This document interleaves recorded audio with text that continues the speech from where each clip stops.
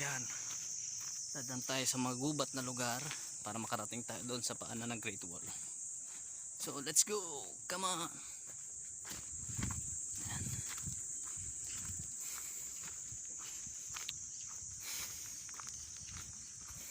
Yan, nag-hiking na tayo dito sa China.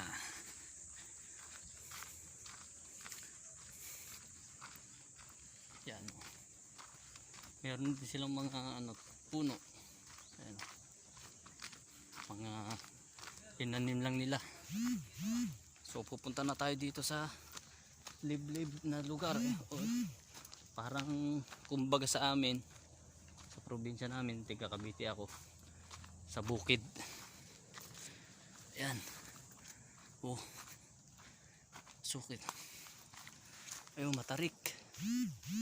Para na tayo nag-hiking. Ayan.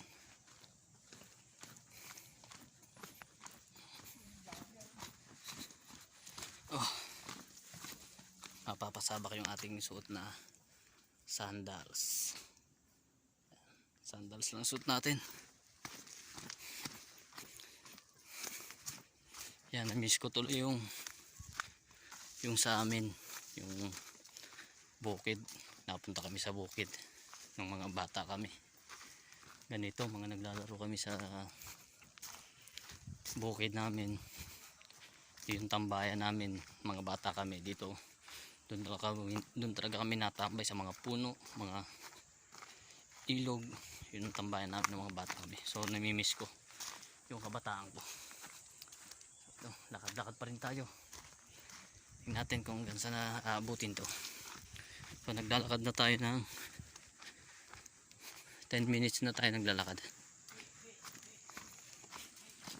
So ito na. Nakarating na tayo sa gate. Alright. Sisi! Oh, ito na. Oh, dito na tayo sa may mismong gate. Ito. After 10 minutes na lakad, nakarating na tayo sa gate ng Great Wall. Ayan, oh. Hayaan yung itur ko kayo dito sa Great Wall. Ayan. So, ganito ang paligid sa may entrance ng Great Wall, sa pinakapaanan niya. Ayan. So, punta tayo sa paanan niya. Yun, oh.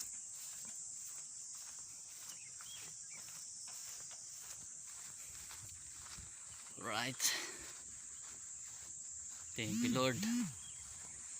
Ito yung isa sa mga heritage na places ng China, kasi maraming naganap na historical dito kung bakit naging China itong China ngayon. Ito na, oh. Na kami.